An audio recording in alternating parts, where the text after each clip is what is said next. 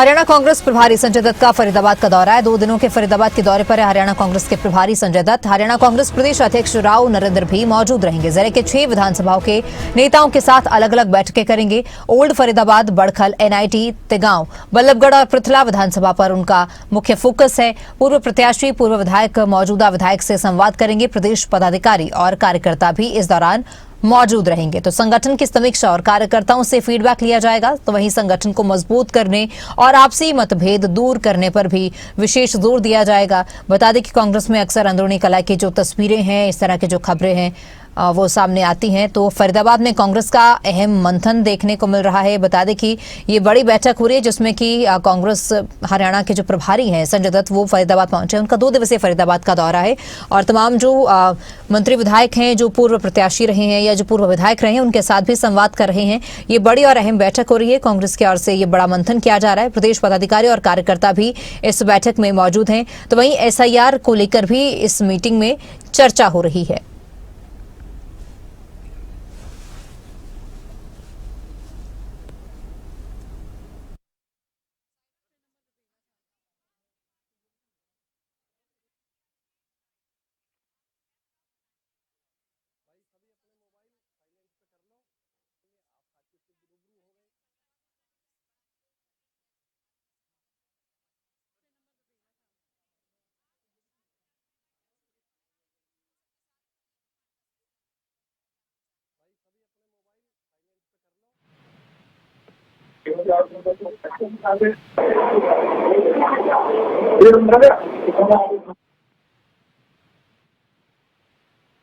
तो आवाज उन तक ठीक से नहीं पहुंच पा रही। बता दें कि फरीदाबाद में कांग्रेस की ये बड़ी और अहम बैठक जारी है। कांग्रेस के प्रभारी संजय दत्त फरीदाबाद पहुंचे हैं।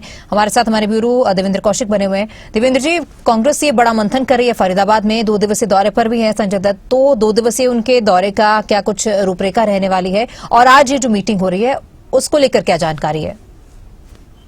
बिल्कुल तमन्ना, देखिए फरीदाबाद में हरियाणा कांग्रेस के प्रदेश प्रभारी संजय दत्त पहुंचे हुए हैं। इनके साथ में प्रदेश अध्यक्ष राव नरेंद्र भी उनके साथ में हैं। तो ऐसे में जो तमाम विधानसभा हैं उनके अलग अलग नेताओं को, कार्यकर्ताओं को बुलाया जा रहा है और उनके साथ में अलग अलग विधानसभाओं के हिसाब से मीटिंग की जा रही है। और ऐसे में जो अब फिलहाल की अगर बात करें तो फरीदाबाद विधानसभा के तमाम कार्यकर्ता, उम्मीदवार जो प्रत्याशी रहे हैं उनको बुलाया गया है, कार्यकर्ताओं को बुलाया गया है। उनके साथ में चर्चा की गई है, तमाम उनसे राय ली गई है। इसके साथ साथ में जो कांग्रेस की हार की जो वजह हैं उनके बारे में भी उनसे चर्चा की जा रही है। ऐसे में प्रदेश जो प्रभारी हैं संजय दत्त, उनके सामने कई कार्यकर्ताओं की तरफ से नाराजगी भी जाहिर की गई है। तो इस बात को लेकर के चुनाव को जब आते हैं तो ऐसे में प्रत्याशी कार्यकर्ताओं को साथ लेकर नहीं चलते हैं, चुनाव को ठेके पर दे दिया जाता है। यहाँ तक भी कार्यकर्ताओं की तरफ से कहा गया है कि यही कई हार की वजह रही है। जो चुनाव के वक्त में जो बस्ते दिए जाते हैं पोलिंग बूथ पर पोलिंग एजेंट को, उन पर ईमानदारी से काम नहीं किया जाता है। इसके साथ साथ में एक बड़ा जो मुद्दा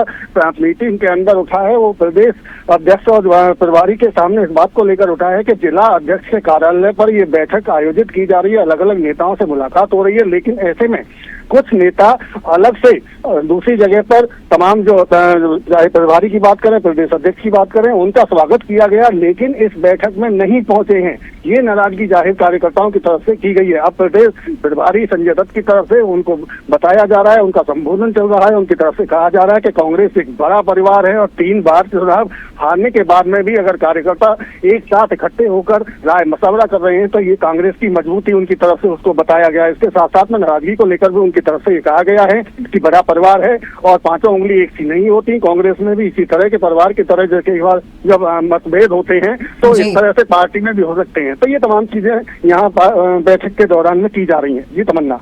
देवेंद्र, बिल्कुल हरियाणा में भी अगर कांग्रेस की बात करें, कांग्रेस का वजूद काफी पुराना है, लेकिन इससे पहले भी बहुत बैठकों का दौर हमने देखा है जहां पर कांग्रेस की मजबूती, एकता को लेकर मीटिंग्स हुई हैं। लेकिन ये जो नाराजगी का दौर है ये काफी पुराना है और आज तक ये देखने को मिल रहा है। क्या आगे कभी कांग्रेस इतनी सब कोशिशों के बाद भी अपनी पार्टी को एकजुट करने में कामयाब हो पाएगी?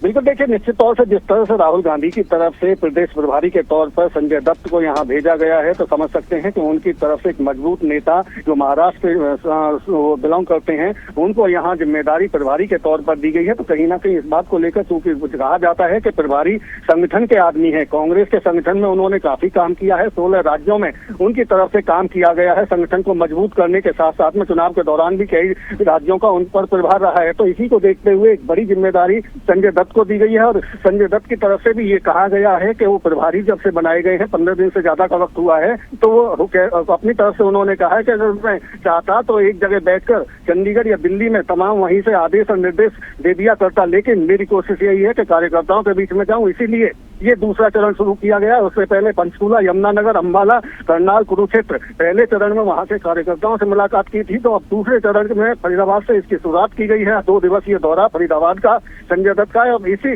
में तो जो संगठनात्मक बैठक है, उसी में ये तमाम चीजें जो मुद्दे उठाए जा रहे हैं उनको बाकायदा नोट भी किया जा रहा है और बाकायदा उन पर जवाब भी दिया जा रहा है और आगे लंबी रणनीति के तहत में कहाँ कहाँ कमी रही है और उनको कैसे सुधारा जाए, ये तमाम चीजों पर बातचीत की जा रही है। जी तमन्ना। बहुत शुक्रिया देवेंद्र जानकारी के लिए।